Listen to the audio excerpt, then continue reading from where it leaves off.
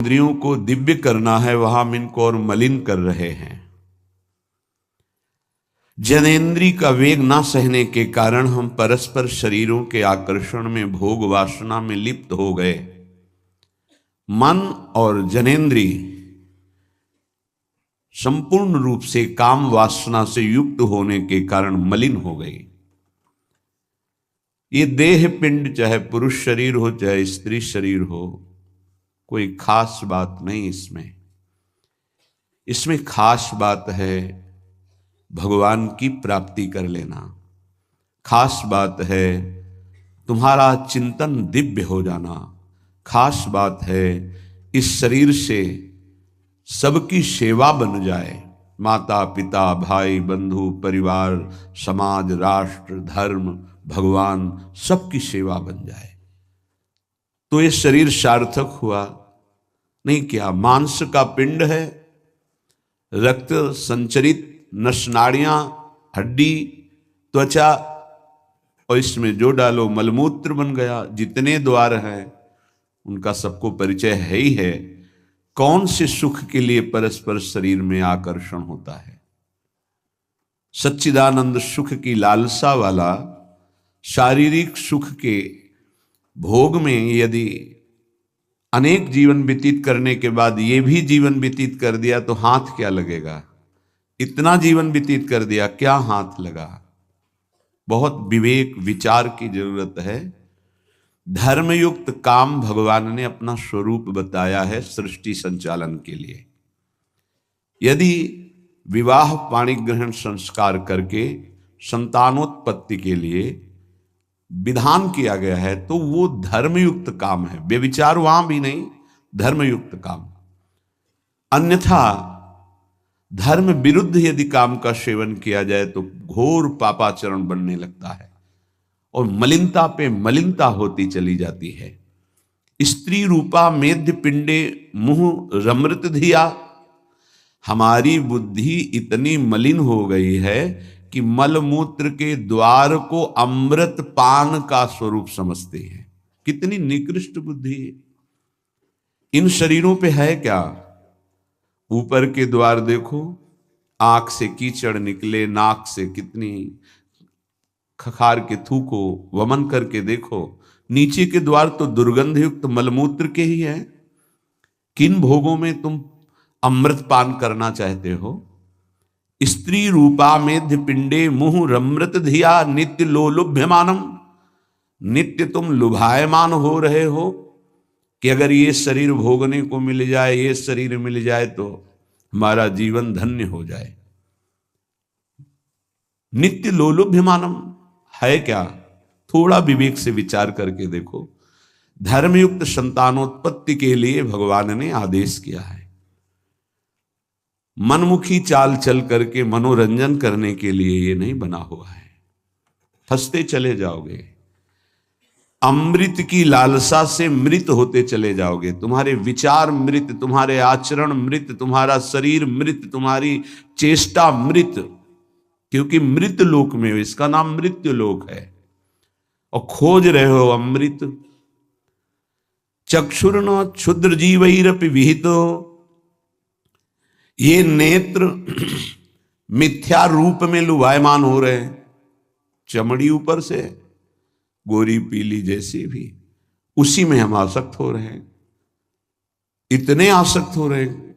परसों एक नवयुवक भाई प्रश्न एकांतिक में कह रहे, जिया नहीं जा रहा, हमको हमारी मित्र ने धोखा दे दिया और हालत भी ऐसी थी कि करुणा लग रही थी कि कृपा करें प्रभु और इनकी बुद्धि को इस दलदल से निकालें।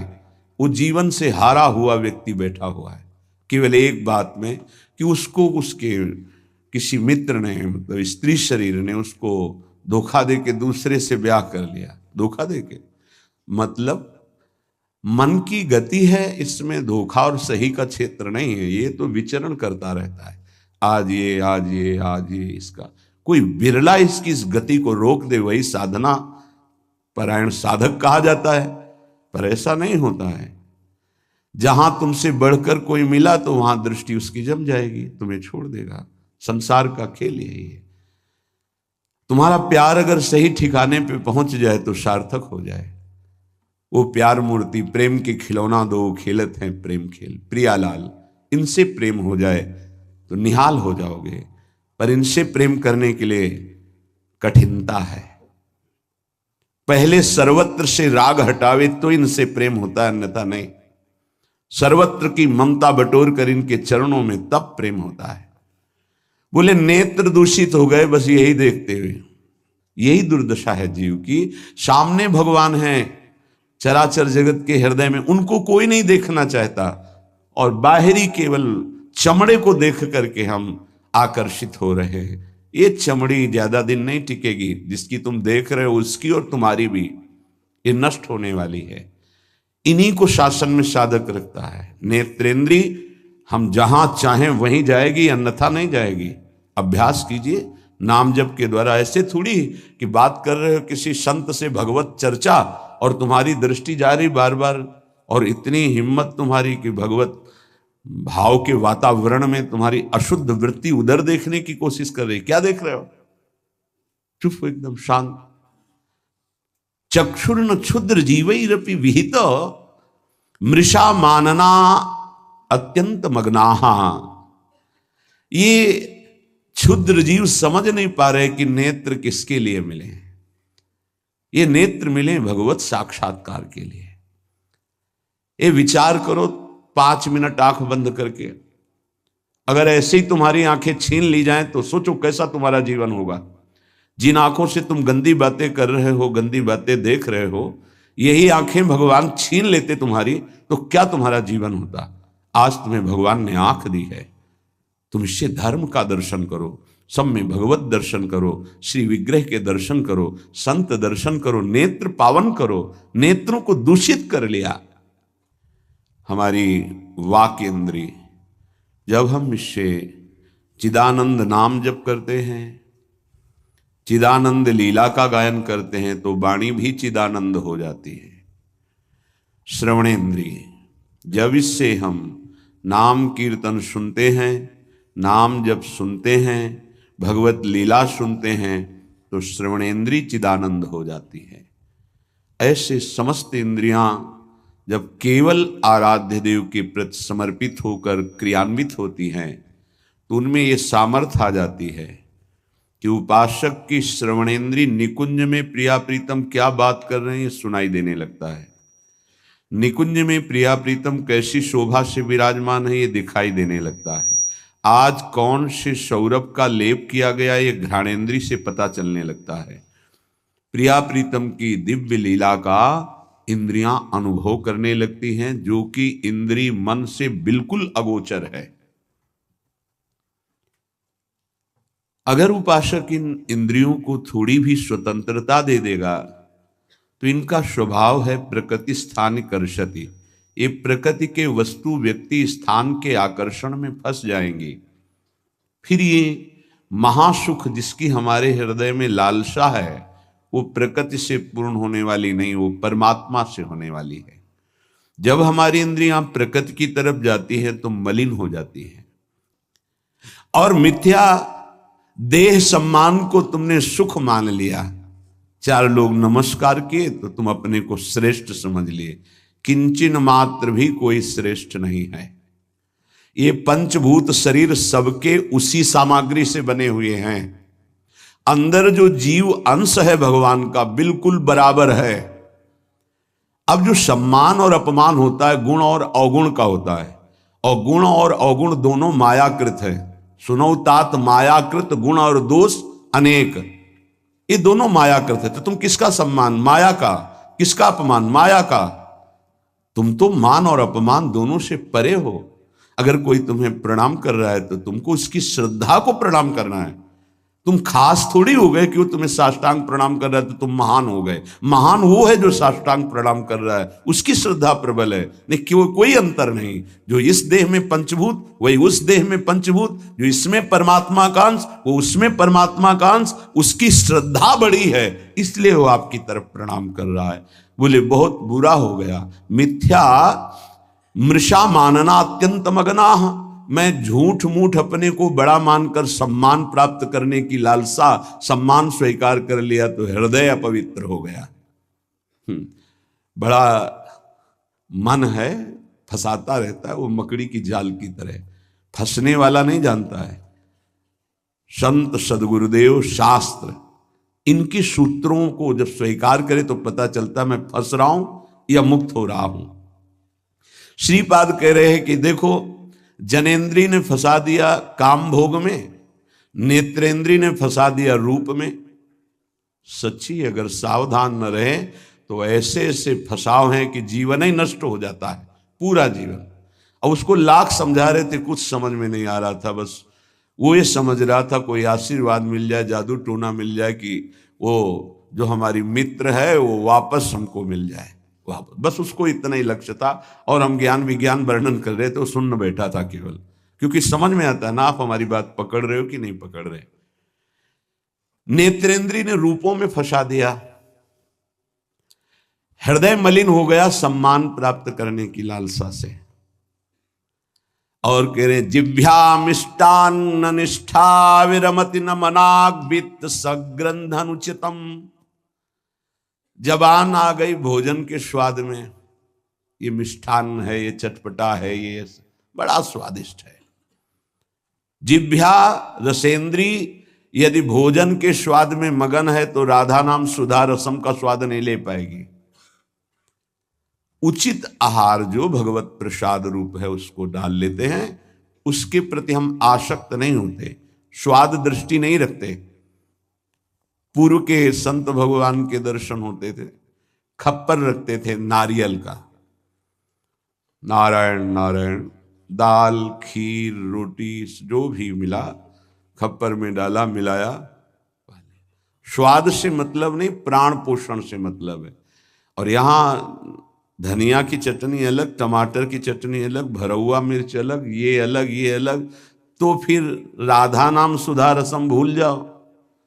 ये 2 अंगुल की जबान है, बस इतने में सारा खेल है।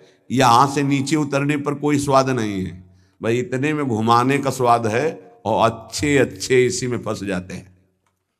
जिसकी रसेंद्री विजयी नहीं हुआ रसेंद्री से, वो हर इंद्री का विजयी होने पर भी विजयी नहीं माना जाता। रसेंद्री विजयी जनेन्द्री विजयी जरूर होगा, और रसेंद्री जनेन्द्री विजयी संपूर्ण इंद्रियों का विजेता माना जाता है। धैर्यवान उसे ही कहते हैं जो 2 इंद्रियों को काबू में कर ले, रसेंद्री और जनेन्द्री। रसेंद्री मिष्टान्न आदि भोग पकवान पाने के लिए लोलुप जीवन हो गया, पेट बढ़ करके छाती से 1 बीता ऊंचा हो गया है। उठने बैठने में दिक्कत होती है, पर पाने के समय और कितना अधिक पाया जा सके, ये स्वाद वो स्वाद वो स्वाद कितना पाओगे, मर जाओगे पाते पाते, फिर भी तृप्ति नहीं होगी। बहुत विचित्र वासना है, बहुत विचित्र वासना है। चित्त वित्त सग्रंथ अनुचितम। सच्ची बात, आज चरित्र भगवत धर्म मर्यादा इसका महत्व धीरे धीरे समाज से हटता जा रहा है, धन का महत्व होता जा रहा है। क्या दुर्दशा है। बोले मनाग वित्त सग्र धनुचितम, अनुचित रूप से धन कभी सुखी नहीं हो सकता जो अनुचित रूप से धन प्राप्त करता है। हा वृंदारण्य कान्या भवति मम गतिश्चेदहम त्वत्स्थितोपि। मेरी क्या गति होगी जब मेरी इंद्रियां और मेरा मन ऐसा है। मैं आपका आश्रय लेता हूं, आपका वास स्वीकार करता हूं। मैं समझ गया कि मेरे से अब कुछ नहीं होने वाला, मेरी अनन्य गति आप हो। हे वृंदावन, आप मेरा सुधार कर दो।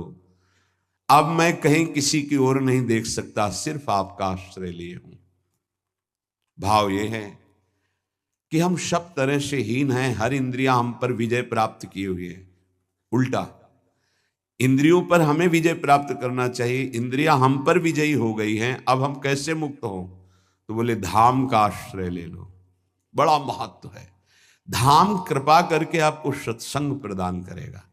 यदि आप सत्संग के अनुसार सुलझ के चल पावे तो क्या होता है, जन्म जन्मांतर से मलिन बुद्धि होती है और बहुत भागती है बुद्धि। जैसे जंगली नीलगाय देखा हो, गर्दन उठाई भागती चली जा रही, ऐसे ये भागती बुद्धि। अगर इसको कोई रोक सकता है तो गांव में एक लंगड़ बांधा जाता था। लंगड़ समझते हैं? 2 टांगों के बीच में एक मोटा सा लकड़ी का। अब वो भाग नहीं पाएगी ऐसे। गुरु कृपा, गुरु आदेश, गुरु शासन, ये बुद्धि के ऊपर लंगड़ का काम करता है। तुम्हें पता ही नहीं गुरु के हृदय में अनंत माताओं जैसा प्यार होता है। जैसे भगवान गाली देने वाले को भी परम पद देते हैं, उन्हीं के दास हैं वो। किसी का अमंगल संत के द्वारा, गुरुदेव के द्वारा नहीं। आपका विचार, आपकी सोच आपको अमंगल के रास्ते पे खड़ा करके और ऐसा धक्का देगी कि शायद है फिर बचा पाने की स्थिति ना रह जाए। सगर के जो पुत्र 60,000 थे, भगवान कपिल देव जी का अपराध कर दिया, आश्रम को विध्वंस करने लगे। घोड़ा वहीं बंधा हुआ था, किसी ने बांध दिया था, उनको पता भी नहीं था। उनको लगा कि इन्होंने ही ऐसा किया होगा, हमारा विश्व विजेता घोड़ा इन्होंने पकड़ लिया। बड़ा उपद्रव किया। कपिल भगवान ने कोई शाप नहीं दिया, उनकी तपोशक्ति ने उनको नष्ट कर दिया, भस्म कर दिया। जिनके उद्धार के लिए उन्हीं के वंशजों में क्रमशः आराधनाएं हुई, फिर पर सिद्ध कर पाए भगीरथ जी और भगवती गंगा को लाए और अपने पुरखों का उद्धार किया। जो थोड़ा भी अपनी बुद्धि को तुम भगवत मार्ग से विमुख करोगे, वो आपको फंसाने के सिवा और कोई मार्ग नहीं बता सकती। यहां समिटना है, अपने अस्तित्व को मिटा देना है, प्रभु के चरणों में पूर्ण आश्रित हो जाना है और जीवन मुक्त हो जाना है।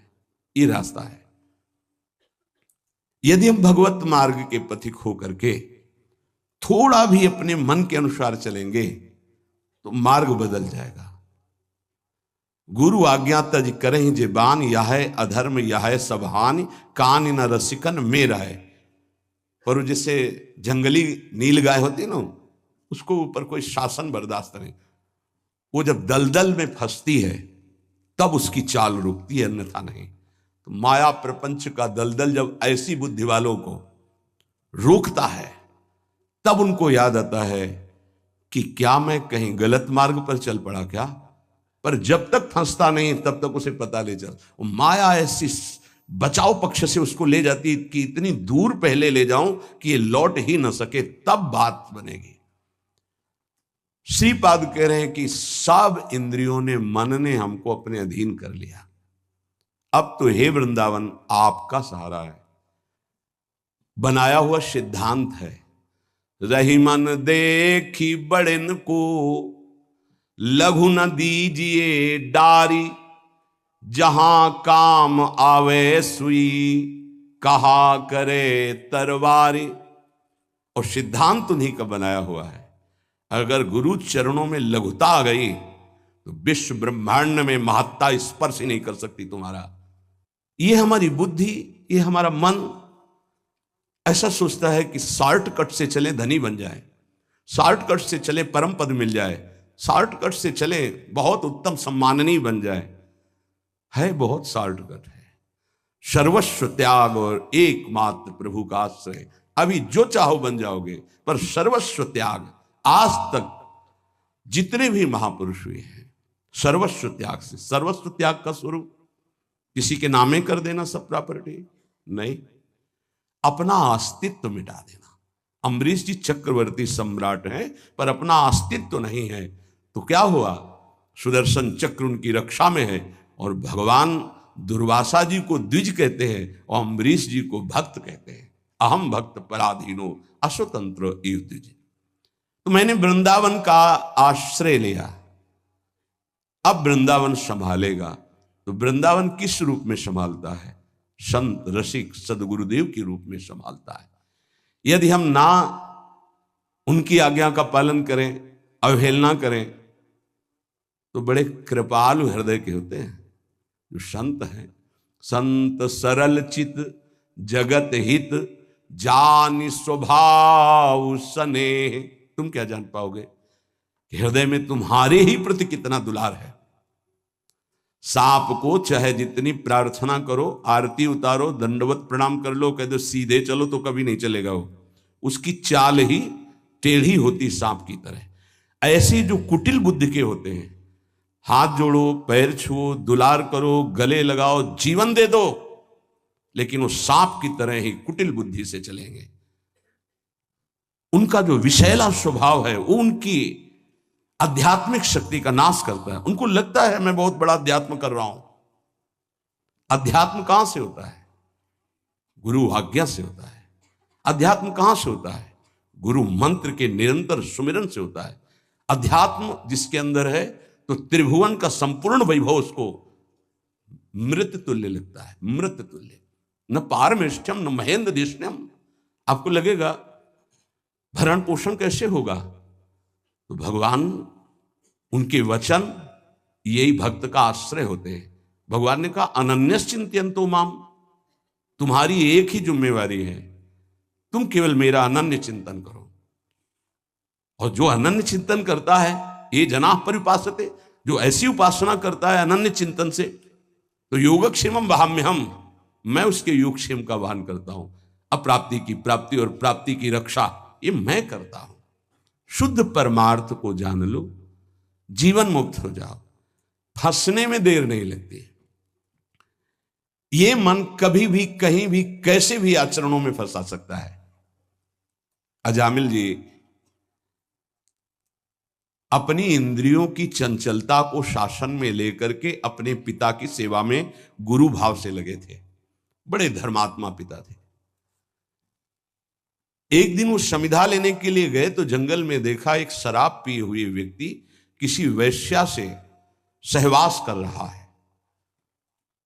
अचानक दृष्टि पड़ी। शास्त्र आज्ञा करता है ऐसे दृश्य को एक बार अचानक दृष्टि पड़ने पर दोबारा ना देखा जाए और नमस्कार वृत्ति कि भगवान की माया है, आगे बढ़ जाए।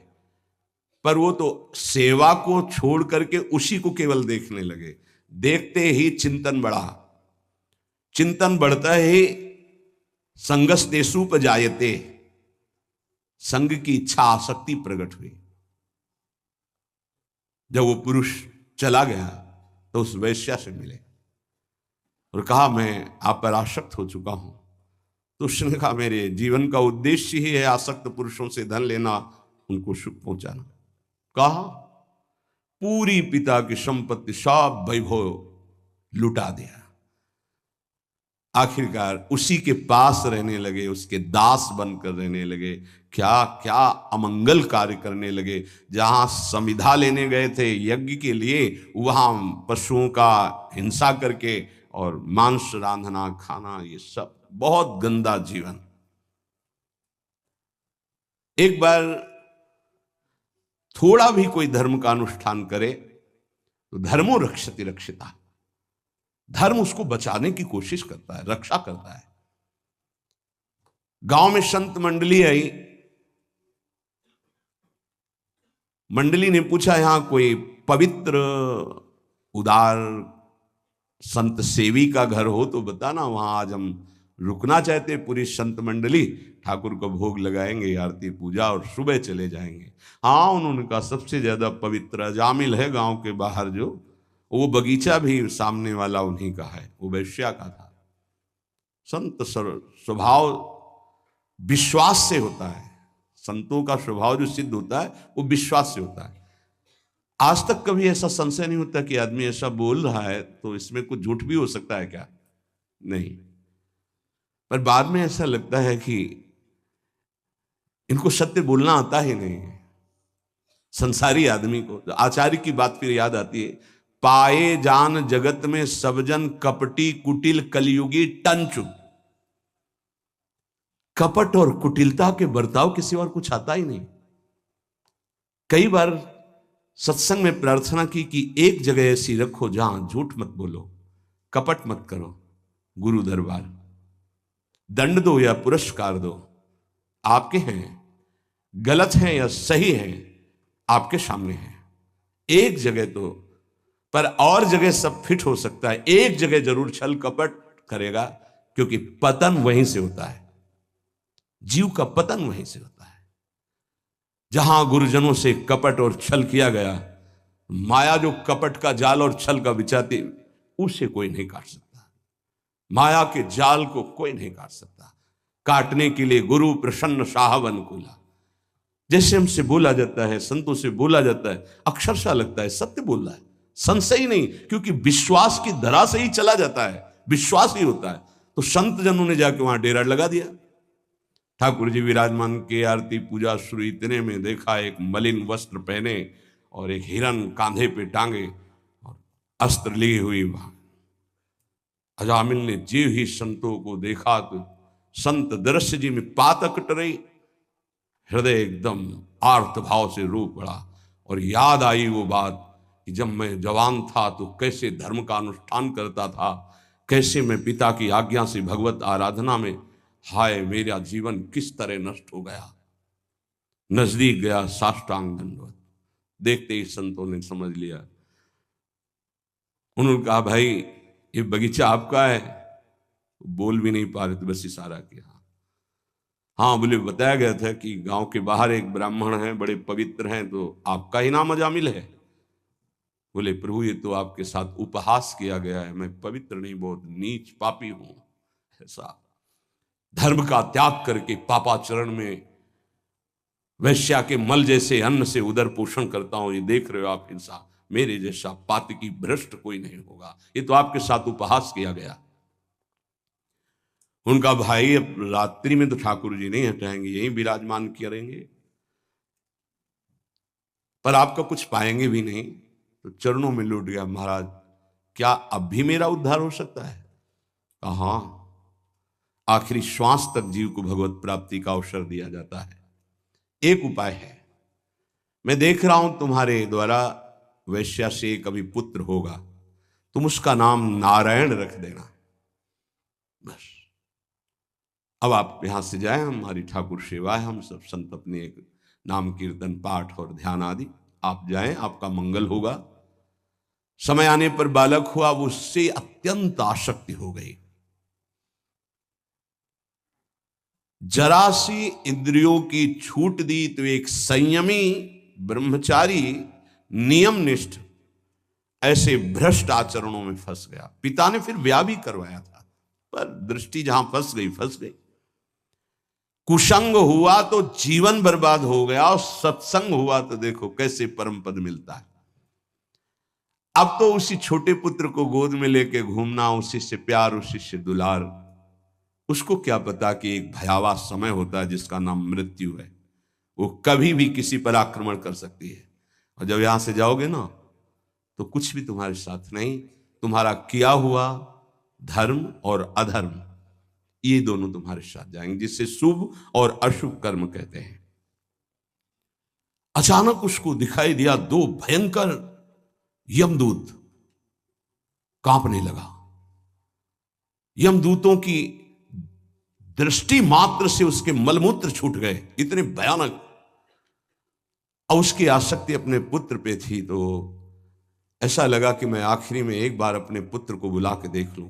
बुलाया, नारायण, बस मंगल हो गया। देखो, संत संग अपवर्ग कर, कामी भव कर पंथ। संत का संग सीधे मोक्ष प्रदान करने वाला होता है। नारायण, एक बार जी ही पुकारा नारायण, णा पे जबान पहुंची कि दो दिव्य पार्षद भगवान के चतुर्भुज नारायण स्वरूप श्यामल कांति है, यमराज के दूतों को डांटा और फांसी काट दी। अब तुम इस जीव को स्पर्श भी करने का अधिकार खो चुके हो। बड़ा सुंदर प्रसंग है, अगर इसे बार बार हम सुने और इसे हृदय में बैठा लें तो जीवन मुक्त होने के लिए पर्याप्त साधन है। नाम महामंगल मूद में अजामिल जी की चेतना लुप्त होने वाली थी, फांसी पड़ चुकी थी यमदूतों की। यद्यपि उसने भगवान को नहीं पुकारा, अपने बालक के स्नेह वशात उसको पुकारा नारायण। पर संतों ने नाम रखवाया था। 88 वर्ष की आयु तक पाप ही पाप होते रहे उसके। यमदूतों को डांट कर भगवान के पार्षदों ने कहा अब तुम स्पर्श भी नहीं कर सकते इसको। उनका आप बड़े तेजस्वी देव स्वरूप दिखाई देते हैं, पर आपको पता है ये महानीच पापी हर क्षण पाप करता रहा है। ये मूर्ख अपने पुत्र के बहाने नारायण बुलाया है, ये महापापी है। भगवान के पार्षदों ने कहा हम देखते हैं कि तुमको कोई ज्ञान नहीं है। जिस समय पुत्र के बहाने नारायण बुलाया उसी समय निष्पाप हो गया।